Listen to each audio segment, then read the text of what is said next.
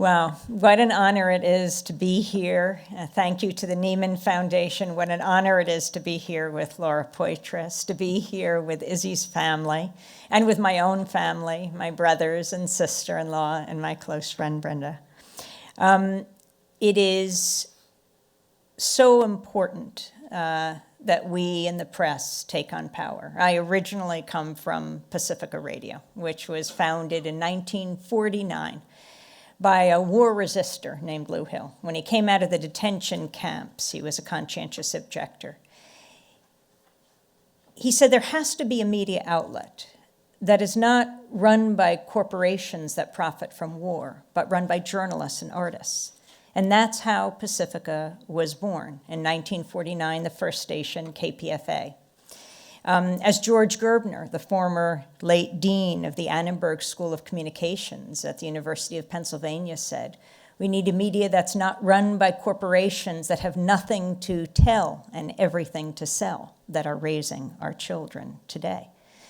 And so Pacifica grew to 5 stations, mine in New York, BAI, Los Angeles, Houston. Fascinating, the Houston station, KPFT, in 1970, it went on the air, and within 2 weeks, it's the only radio station in the country that was blown up. It was blown up by the Ku Klux Klan. They strapped dynamite to the base of the transmitter, and they blew it to smithereens. When the station got back on their feet, rebuilt their transmitter, the Klan blew it up again. Oh, they blew up the station right in the middle of Arlo Guthrie singing Alice's Restaurant. So finally, the third time when they rebuilt their station, it became a national event. PBS was broadcasting it, going back on the air, and Arlo came back to Houston to finish Alice's Restaurant. But I think the reason they blew it up is because of how dangerous Pacifica is, how dangerous independent media is, because it allows people to speak for themselves. And when you hear someone speaking from their own experience, whether it is a Palestinian child or an Israeli grandmother, whether it is an uncle in Iraq, an aunt in Afghanistan, it challenges stereotypes, it just destroys the caricatures that fuel the hate groups. There's nothing more powerful than hearing someone speak for themselves. It's not that you agree with them, but you begin to understand where they're coming from.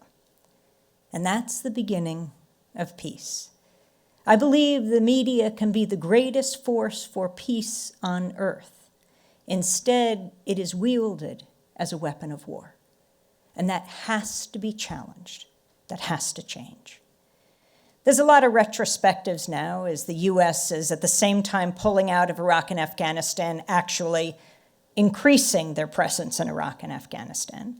And it's instructive to go back to 2003 when the war began and look at the corporate media at the time. You know, the media group FAIR, Fairness and Accuracy in Reporting in New York, did a study of the 2 weeks around Colin Powell, then Secretary of State.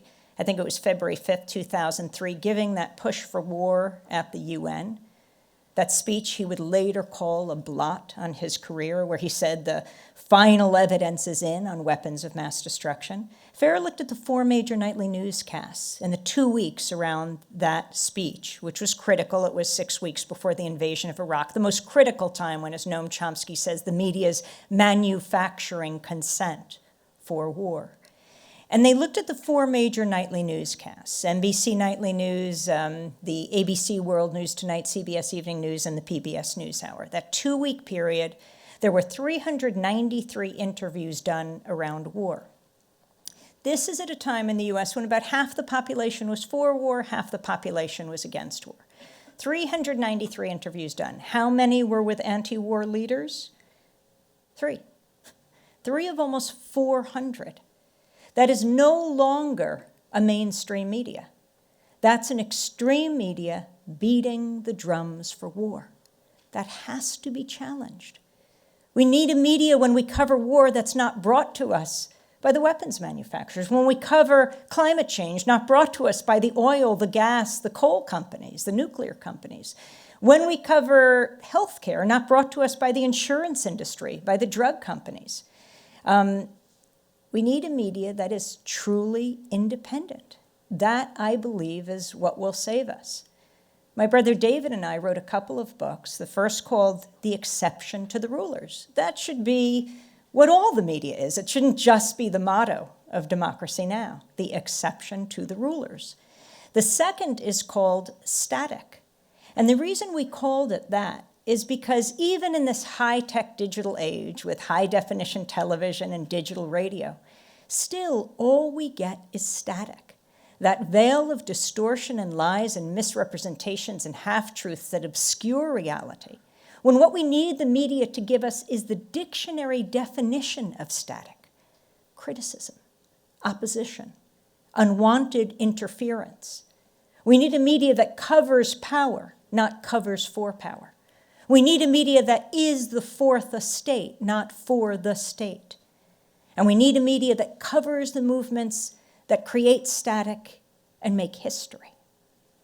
That's why it's also such an honor to be here with Laura Poitras, who risked everything. Already she'd been harassed by the government as she came in inside and outside the company, but who risked everything with Glenn Greenwald making their way to Hong Kong. Who knew what would happen? Ed Snowden certainly didn't know what would happen to him when he gave over these documents, but these journalists, I mean, it is a very dangerous time for journalists. What would happen to them? You know, under the Obama administration, there are more whistleblowers and journalists prosecuted than under all presidents combined. That is astounding. And yet she risked everything to what ultimately has changed the world.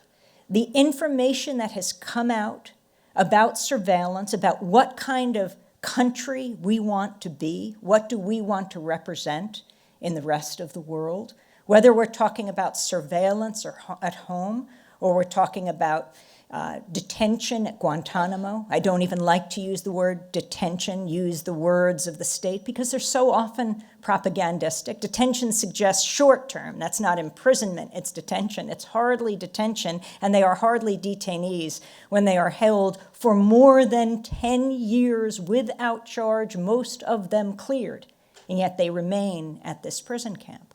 All of these need to be discussed. We need independent media, which is also, I see this award for all of my colleagues at Democracy Now! We began 19 years ago as the only daily election show in public broadcasting. We were broadcasting on 8 community radio stations, very proud, thought we'd be going through the primary season, and when the election happened, it happened to be the second election of President Clinton, then this project would wrap up. I actually was called to be the host of the show. I was at an underground safe house in Haiti. You know, in Haiti, people were gunned down when they went to the polls, in places like Timor as well.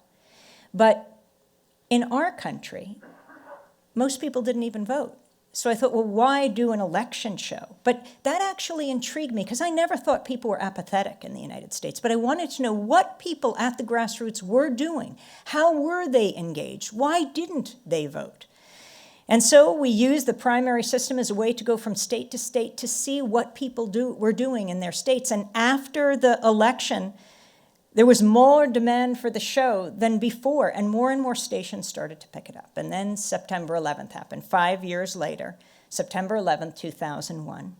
And that week, we happened to begin a broadcast, coincidentally, September 11th, on the first TV station in New York. It was a public access station, Manhattan Neighborhood Network. We went on as emergency broadcasting, the closest national broadcast to the World Trade Center. And then it just took off. TV stations around the country would say, can you send us video cassettes? That was back then. And we soon were, the FedEx and the mailmen were picking up garbage bags filled with video cassettes. When they would play the video cassettes each day, then the radio station in the town, first it was Pacifica, then community college stations, NPR stations saying, can we play this show? And then PBS stations were saying, well, can we broadcast this program? And now, 19 years later, we're broadcasting on over 1,300 public radio and television stations around the country and around the world, translated also into Spanish, our headlines, because Spanish media, Spanish language media, suffers from the same concentration of corporate control of the media as the English language media does. We need independent media. I really see the media as a huge kitchen table that stretches across the globe, that we all sit around and debate and discuss the most important issues of the day, war and peace, life and death, and anything less than that is a disservice to the servicemen and women of this country.